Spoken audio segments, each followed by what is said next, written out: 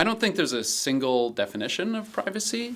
I think it captures a whole cluster of related problems that have to do with information these days a lot, but also kind of control over our lives as they relate to others and our relationships, the kind of different layers we like to have in our lives.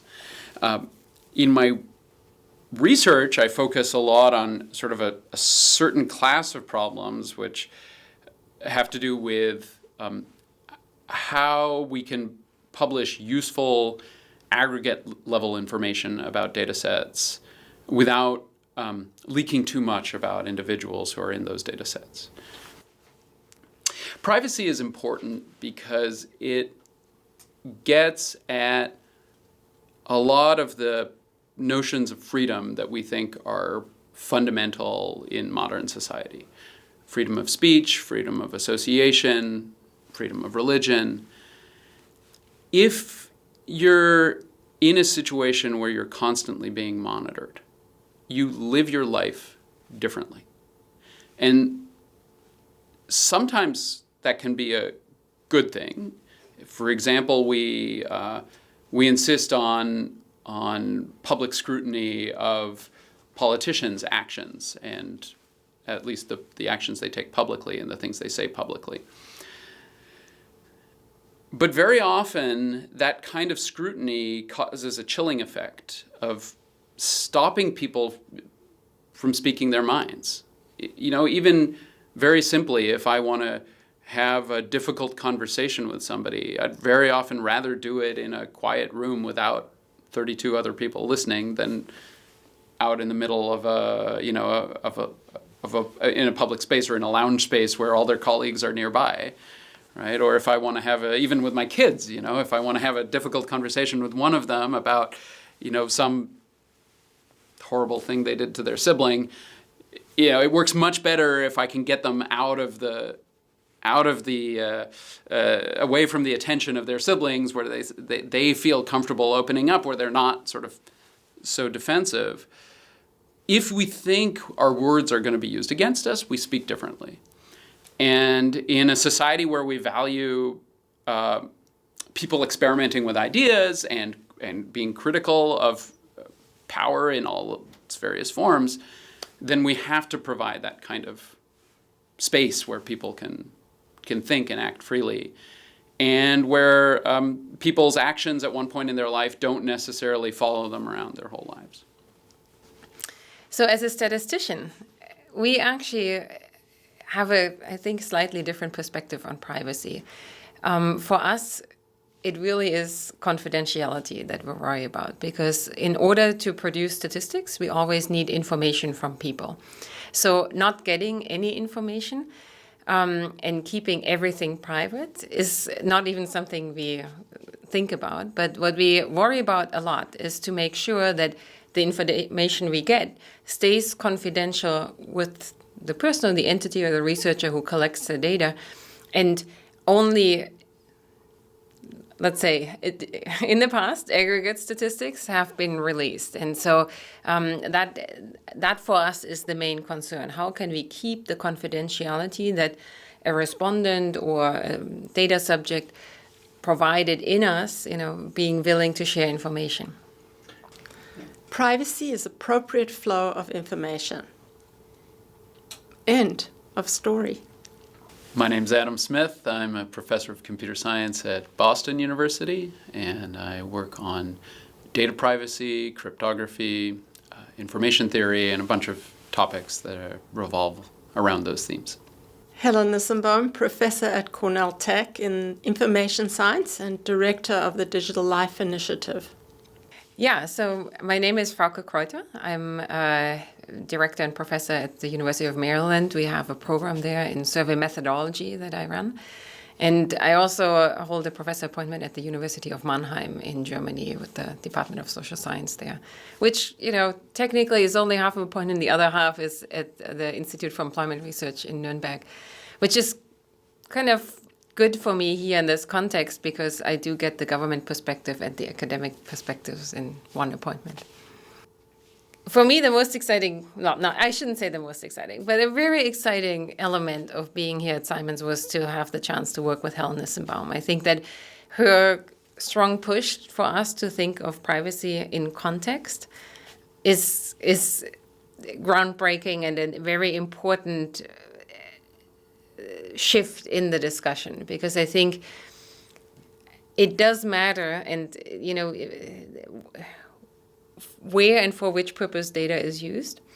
And it is much easier to discuss and think through data in the context of a purpose and a particular usage than it is globally. I think we just get stuck if we try to solve this globally. And so I think this combination of, thinking of innovative technology, but in context and for a particular context, really could push us forward.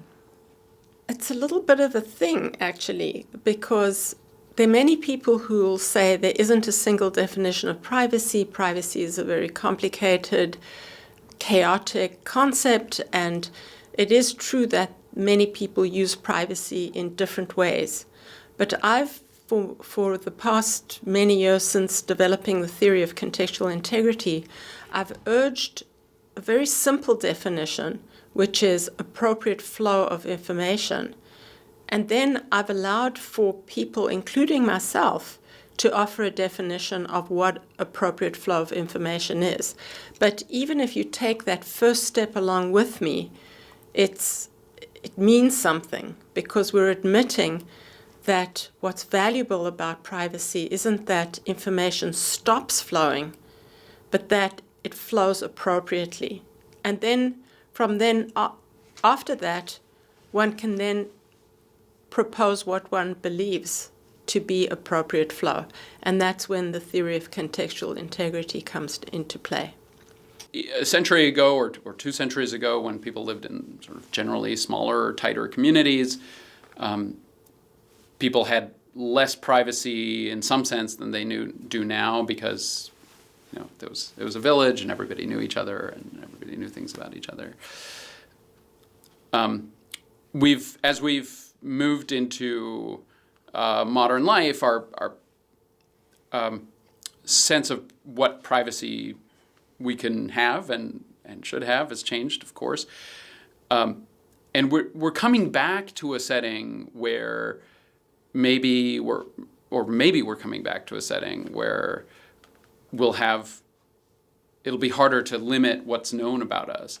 The big difference is that, in a village, you're sharing information with people and maybe trust, but there's a symmetry to the situation. Whereas the big thing that's changed in modern life is the fact that now the institutions and organizations and I hesitate to say people, but systems that know things about us are these kind of large companies like Google, governments, organizations, and so there isn't any kind of symmetry. And I think this is one of the things that people are really grappling with right now, and just we don't have really a good handle on where we want society to go. Is how do we give individuals some kind of agency over how they define the different spheres of their lives and how they limit others' access to those spheres. This topic that we have now around privacy and the use of data in society for societal goods is very dear to my heart, because I do think there is a lot of value in data, but we need to make sure it's good data, because otherwise wrong conclusions will be drawn out of it. And it's only it's not the data per se we're interested in, it's the information we derive out of it, and a lot can go wrong in that process. Well, I want to differentiate between information flowing in appropriate ways and information not flowing, which is a popular definition of privacy. Often it's the definition of privacy that people in the technical community, computer scientists, subscribe to. And the reason I push back against that is that I want privacy to carry moral weight. And if we say that privacy is about secrecy, or it's about stopping information flow, just stopping it, then we all know that just stopping information can't always be defended. And it isn't even good for society, because so much good stuff happens in society because we share information. And we know that some stoppage of information flow, some uses of secrecy, are counterproductive, and they work against social good. And so I would rather have privacy carry moral weight and then figure out what is and isn't appropriate flow. I believe there is a right to privacy, not, however, if we define privacy as secrecy, because I can't defend a right to secrecy. But if we consider privacy to be appropriate flow, then I do believe there's a right to privacy, but that's the right an individual has to privacy. I also, in my own work, am more interested in defending privacy as a value for society, just in the same way as we say justice is a value to which society subscribes. I want to say that privacy is a value to which society subscribes, because I strongly believe that privacy promotes societal good. If you limit the focus of privacy benefits to the interests of the individual, you'll only have part of the story of why privacy is important and why we should have strong ways of protecting, promoting, defending privacy. And that's part of what, again, this is part of what I develop in the theory of contextual integrity, is to explore and explain the societal value of privacy.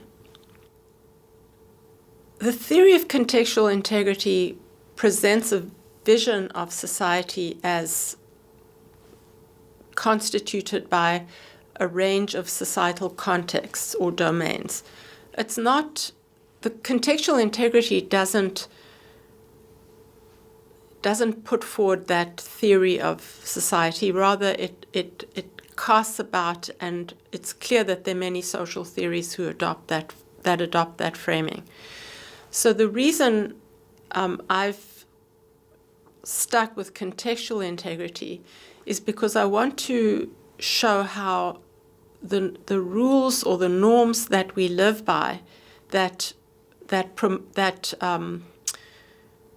prescribe different flows of information are important for promoting the ends of these different societal contexts. And it's probably easier to say that with an example. So if we think about the educational context, or we may think about the healthcare context, what are the aims of those different contexts? Now, that in itself is controversial. It may be that not everyone in society would agree on what the aims of healthcare are or what the aims of the educational contexts are. But given that there's certain ends and purposes that these social domains serve to promote, contextual integrity argues that the flows of information, the rules that govern information flows in those contexts, are legitimate insofar as they promote those ends, and they're problematic insofar as they don't. So if you consider something like healthcare, perhaps several centuries ago, the Hippocratic Oath might have said a physician shouldn't speak at all of what he finds in a household where there's someone ill. Today, we know a lot more about healthcare, so we may say it's fine for the physician to share information with public health authorities. Let's say if someone has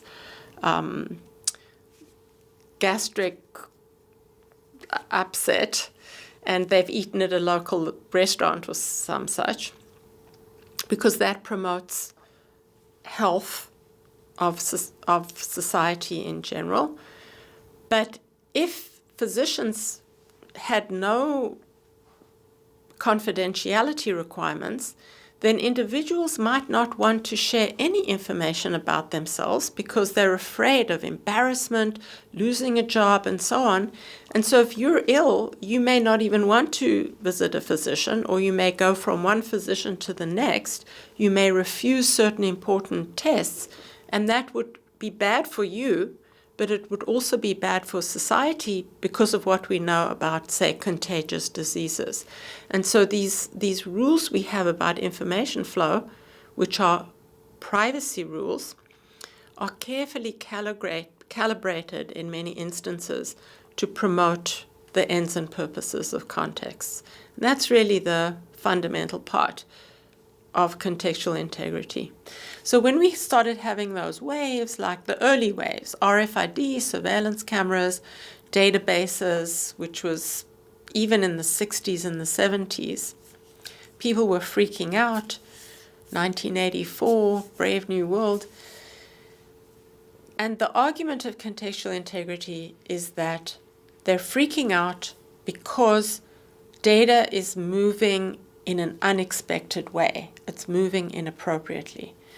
And that was because we had these norms of how it should be flowing.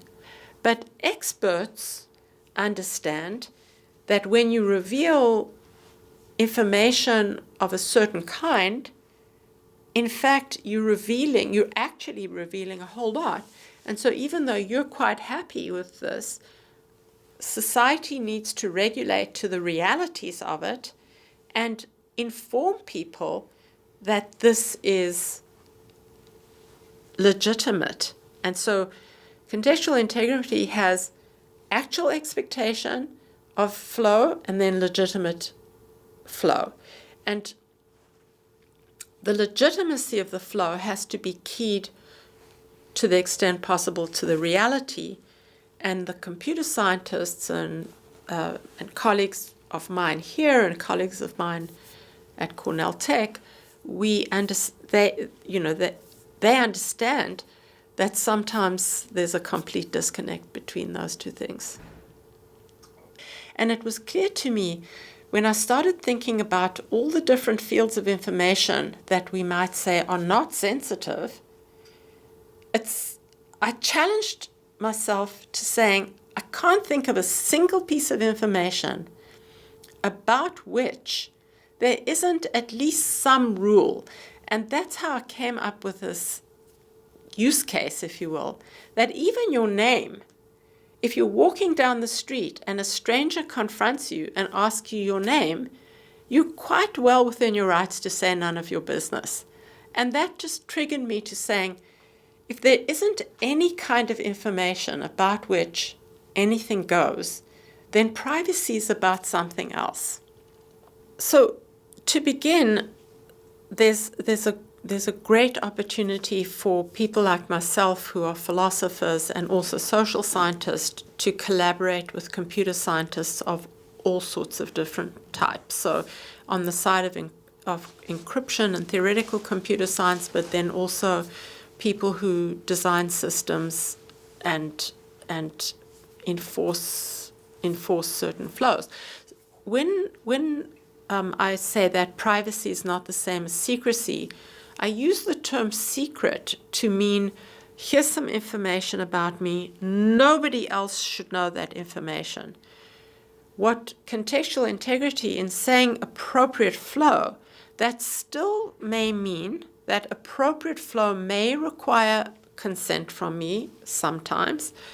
It may require sharing with this party under those conditions and not with that party under different conditions and different types of information.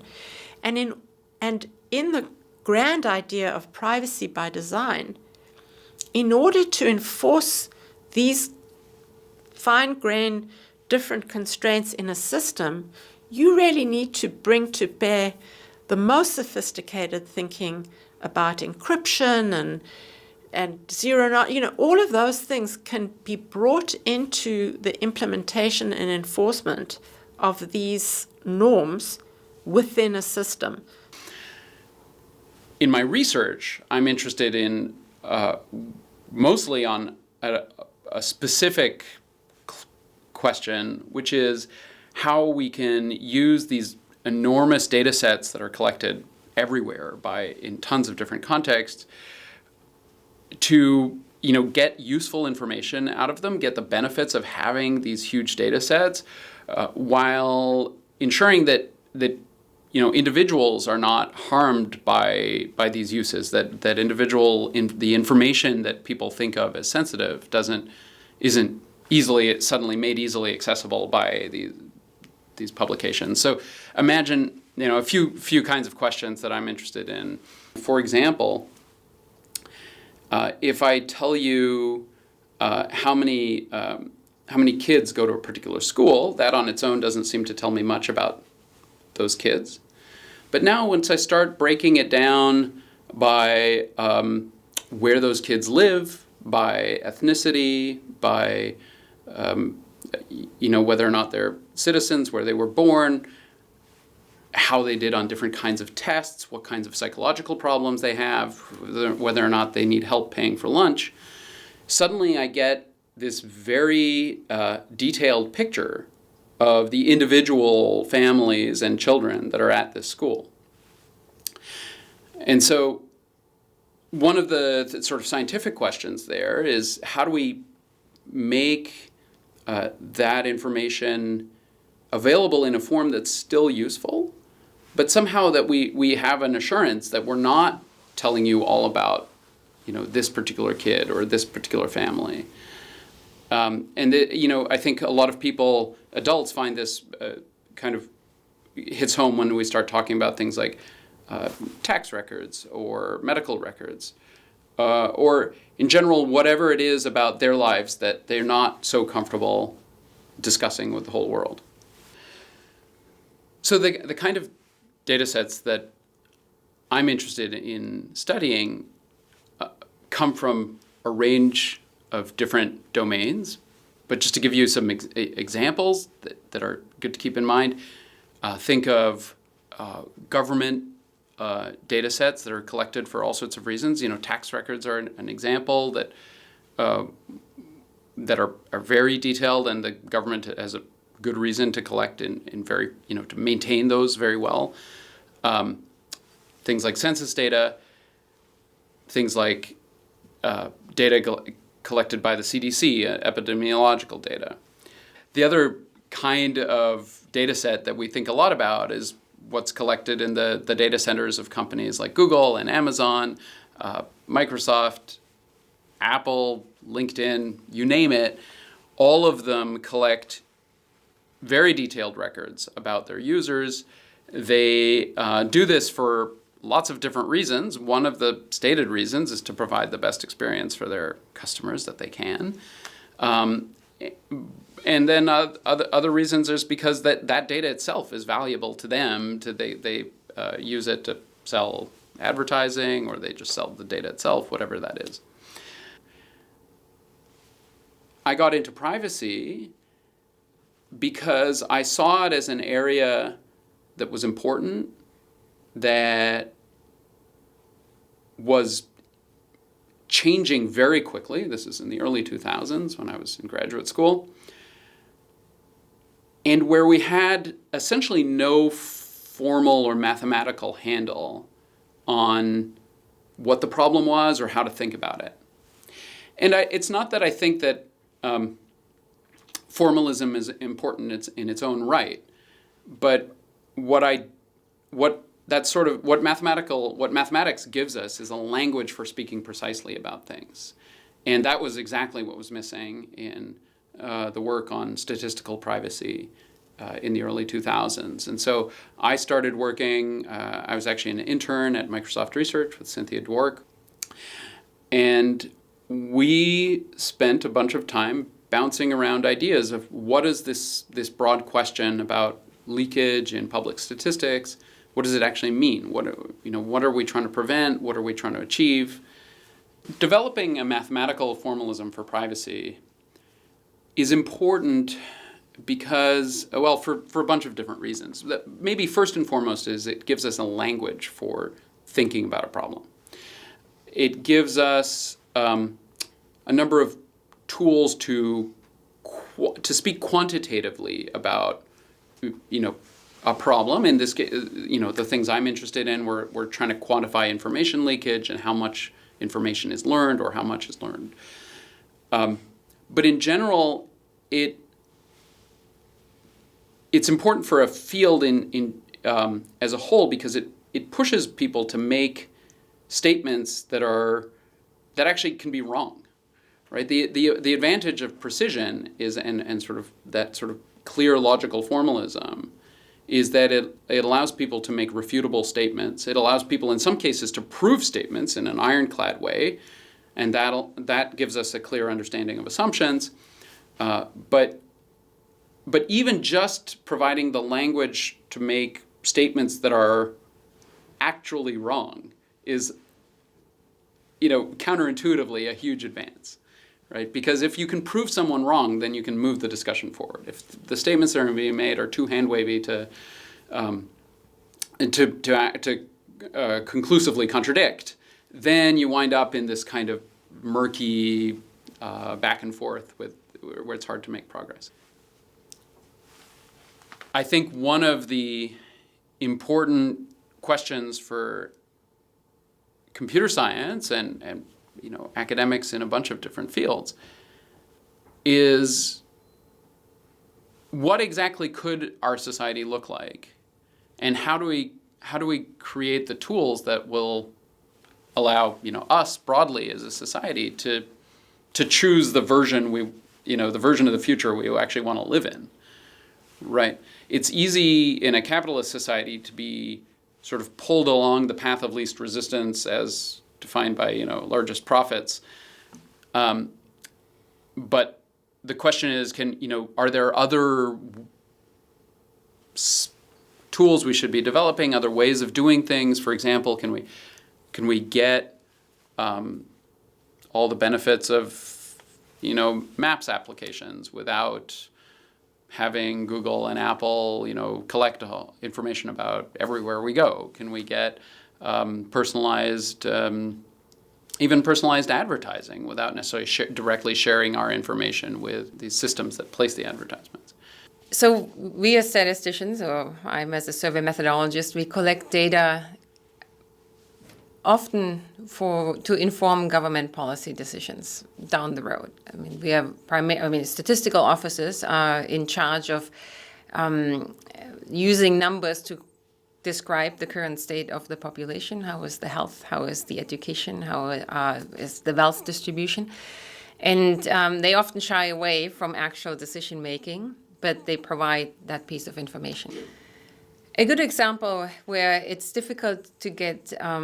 currently difficult to get good numbers is the state of immunization in the population, right?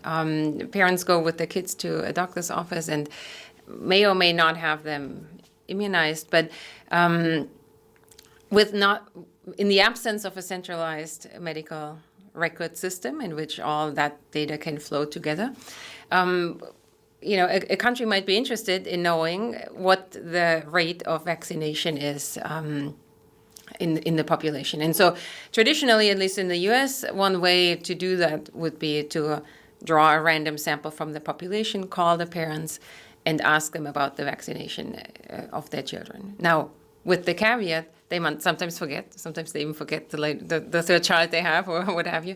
But that's the idea. That and increasingly, I would say we use multiple sources. So it could be in part medical records, in part surveys and interviews where we ask people directly. But all of this, of course, is shared in confidence with the assumption that it stays it's used for that particular purpose that we ask the data for. Most of the surveys in the US are voluntary, and people have a choice. But as we discussed and read many times, this decision on whether you participate or not might be one on the fly and not well grounded in good reasoning. Some data collections are mandatory. The census is a good example. We have to count everybody in the US, and therefore you're obliged to participate. And some other surveys are too, and you could see a world, and I think it's a societal debate we need to have, is how much of the data we produce on a day-to-day basis can or should stay with you, and how much of it would you need to share in order to make the society better. One could certainly argue that in the last decade, the data that are created through everyday life outstripped our ability to deal with it. And I think there's a lot to that. More in the sense is that a lot of devices are collecting data and we're leaving traces and records in places where that's probably unnecessary to perform a function. And if you think of an app that's built, there are lots of choices you have to make. What data to collect or not, and you could require access, or you could keep something or not. And I'm sure not every engineer is sort of thinking through the whole process on every piece of data. What's it used for? Do we really need it, and what have you? The opposite might be true, that in other areas of life, we are not collecting enough information, right? But I think right now a lot is driven what can be done, and then it will be done for a while, right? Rather than having a concept on what are the pieces of information we need, and then we reduce the data collection to that. I'm not surprised. Anytime technology develops fast, that's what happens. But I do think that it's not too late to have that conversation. I think in certain places we can dial back, and I feel like this societal discussion is happening around that. It's like, what is it that we really need in order to provide functions both for the private sector side as well as the government side? So there are almost no limits on how these vast collections of data we now have could be used, and there are just lots and lots of ways in which they can benefit society. What we as computer scientists will often do is say, well, let's say I want to allow for a certain use of the data, or maybe a certain category of uses. What's the best way I can do that? And how do I, to what extent is it necessary to provide information in order to enable that use, right? If I want to have a conversation with my physician, I really need them to see my information. And if I want to have a face-to-face conversation with my physician. But if I'm trying to if I'm a hospital trying to build a system that will help physicians figure out if there are enough patients to run a particular kind of study, then it's not clear that they need that system needs fine-grained access to my information. So differential privacy arose from the kind of question we were just discussing. How do we enable various kinds of aggregate uses without leaking information? And what we wanted was kind of a definition, a way to restrict the algorithms that process the information, such that any algorithm that satisfies this restriction will be acceptable for in terms of confidentiality. And then subject to that restriction, we can try to design the best possible algorithms for various tasks. And that's a lot of the research on differential privacy is sort of centered around that type of question. All right. The way that differential privacy restricts the algorithm is it considers a thought experiment. In this thought experiment, we imagine what would happen if my data were somehow completely changed in the data set. Say one person's data, let's say mine. They might be removed, they might be added, they might just be changed to the data of a totally different person. And what we'd like to say is that from the point of view of an outside observer, this thought experiment is indistinguishable from the real situation where the real data set is used. Okay. And so that means that for all intents and purposes, the system behaves the same whether or not my data are actually used. or it behaves almost the same. And the almost part is where the science comes in and the math comes in, is we're trying to quantify that almost in as tight a way as we can. But at least intuitively, what it guarantees is that each one of us individually has the assurance that whatever comes out of this system and whatever's learnt about the world from this system won't be too specific to me. And what is the other probability distribution that one gets in this thought experiment where one person's data are completely changed? We look at the difference between those probability distributions, and we quantify that difference with a parameter, usually denoted epsilon. And that parameter measures, in a very direct sense, it measures the difference between this thought experiment and the real world. But it also, what we also understand is it has various implications about the types of reasoning you can do about me based on the outputs of the system. So what we can prove mathematically is that when this epsilon quantity is not too big, then the conclusions you draw about me are going to be the same up to this epsilon, whether or not my data were in the data set or not. So this quantity epsilon gives us one quantification of how much is leaked. And so if I look at the paradigmatic cases that differential privacy practitioners or theorists are working on, they're looking at cases of providing public access, so that's a form of information flow, to data, to large-scale data in particular, but to data, in a way that doesn't violate norms. So, like, I'm trying to take what they're trying to do and express it in the language of contextual integrity. So it may be that the information that's flowing to a third party, we want to avoid having that information, having that third party know that the information is about a particular individual, that the information that this person has liver cancer is information about Jane. So we want to avoid that because that would be inappropriate flow. And so we see differential privacy as a way, as a mechanism for preventing inappropriate flow. So at a superficial level, that's how I would start to connect those things. So it's natural to ask what this epsilon really tells us. What we know is that the smaller epsilon is, the more ironclad a guarantee we're getting. The larger epsilon is, the weaker a guarantee we're getting. And as once epsilon is very, very large, then there's a sense in which the guarantee at some point becomes just vacuous. I mean, it doesn't really tell you anything at all. And in the limit where epsilon is really big, you could just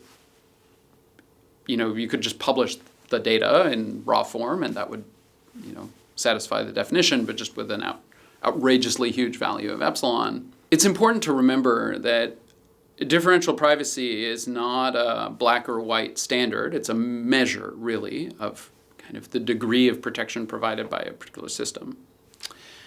And that means that anytime someone makes a claim that they're doing things differentially privately, the people who are thinking about whether or not this system is acceptable, whoever those people are, the broad public or auditors, more likely, it's important for them to understand what kinds of parameters the system is really providing, right? So as with any technology, it can be used to sort of whitewash various problems, and so one has to be a kind of a skeptical consumer of the science and of the claims made by companies, just as with anything else. And maybe a good analogy is something like encryption. Just because companies use encryption doesn't mean they're using it well, or using the most modern standards, or encrypting the right things. The details. They're not just details. I guess the exact way in which it's used really matter a lot. What I experienced here at Simons is that computer scientists think about privacy quite differently than statisticians do. What was novel to me was sort of this very large concept of like a general threat to prevent against anything possibly happen with the data. And to find solutions that have sort of this to find solutions that are more global, that can allow a data use broadly without any risk. As statisticians, I think we traditionally think more in confined data sets that sit somewhere and can be used in some way. And I think both disciplines have to learn a little bit from each other. For one, we know about big data. We know lots of large databases are there. Working with such data is very different to begin with, and many of the solutions that differential privacy provides are actually much more easily implementable when you interact with the big database than when you have a data set on your computer that you're trying to work with. And so I think that we as statisticians have to learn to interact with databases in a way that we haven't done so in the past. It's also interesting to me that, and I'm not sure if we would call that privacy, but it is interesting to me that for the solutions that the computer scientists think of, when noise is added to the data, that then no true information about me is leaked, right? So let's say my income is not longer 50,000 but 55,000, right? Then no true information is leaked. But I think that for social scientists, they may or may not think that is a helpful solution, because there's still information there that gets associated with me, and now it's wrong information. Maybe that's even more uncomfortable to a particular person, right? Or take the extreme, if we think we want to prevent a re-identification attack or reconstruction attack on the census data, so that you cannot, let's say the citizenship question were on the census, that you cannot find out who is a citizen and who isn't. Or that you can't know whether that label, citizen or not citizen, is correct or not. But you could imagine someone who is a citizen not wanting the non-citizen label accidentally be attached to their name, right? And I think these are aspects, social science aspects of these privacy solutions that are not necessarily on the radar of computer scientists. So at least they don't talk about that as much. One of the things about being a philosopher and working in the space of privacy and generally digital technology and ethics is that you can either remain at the level of abstraction and work in concepts and theories and never really connect with what's going on in the world. But it was always exciting to me to work across disciplinary lines. I've really loved working with computer scientists, and why it's fabulous being here at Simons and working amongst computer scientists. Sometimes it's frustrating because we do have a language gap, but I guess the important thing is to try and narrow that gap. And also to realize that because of the theory of contextual integrity, which talks about entrenched social norms, that the reason people freak out when something happens, the latest shenanigans of this or that company with their data, as not necessarily because of the fact that any information is flowed, but it's flowed inappropriately. What we mean by appropriateness is that we have expectations. And those expectations are because there's certain norms that exist in society. There's certain behavioral expectations. So it's really necessary, if I want to argue that contextual integrity is a good theory, to be able to do empirical research with people and learn about the norms themselves.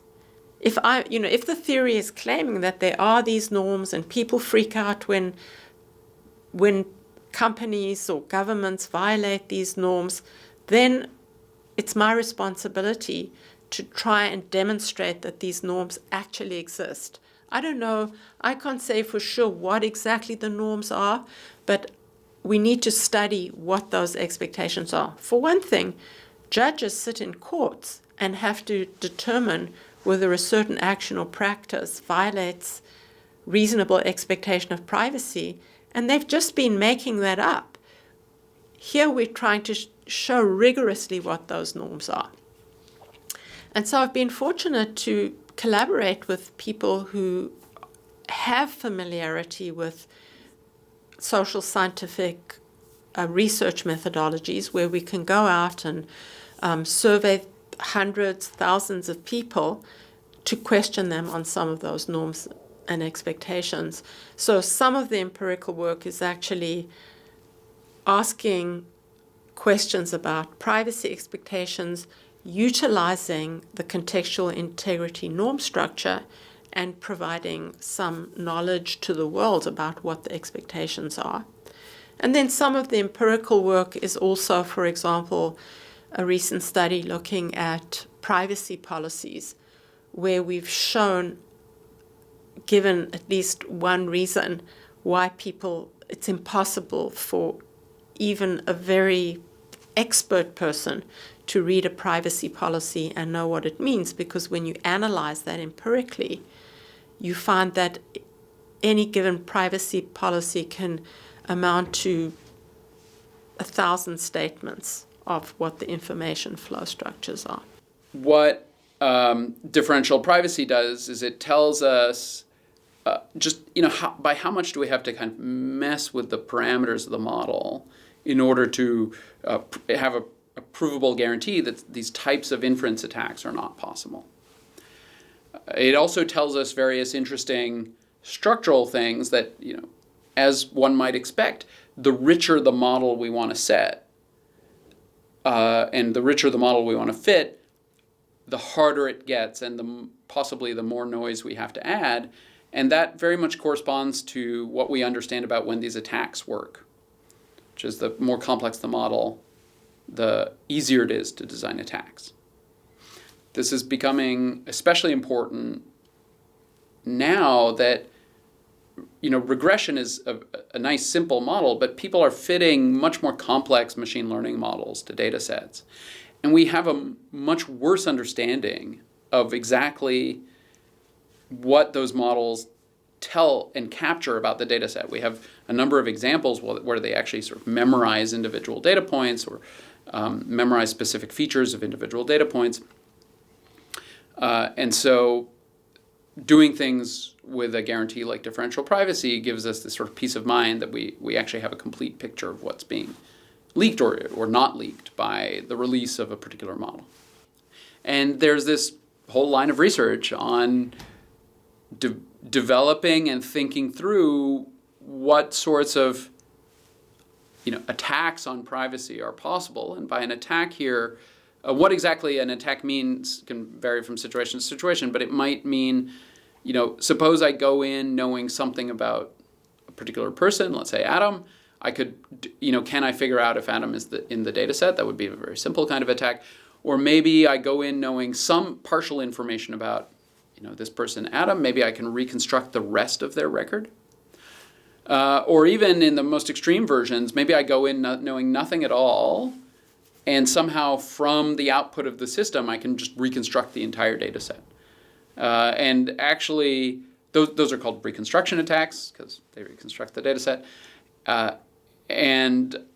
Interestingly, people at the census recently conducted this type of attack on their own releases in a sort of internal experiment that has been discussed in public, where they were able to reconstruct the version of decennial census data, so this is the main census that the census does every 10 years. They were able to reconstruct the supposedly confidential version of that data set from information that was published at the time of the last census. One thing that I always found surprising when talking to theorists or people who are not involved in data collection, that data sort of exists, and then you work on a solution with the existing data. But often what's forgotten is to think about all the steps in the data generating process. Someone deciding to even participate in a survey, someone deciding to turn off the phone so that no data is transmitted. And if you want to have good data, you need to be aware of the pieces where the data collection process breaks down. And you need to fix those pieces. I'm not sure if the technical solutions to privacy that are discussed right now, differential privacy, would help with these problems, because these problems might have to do with trust. These problems might have to do with understanding.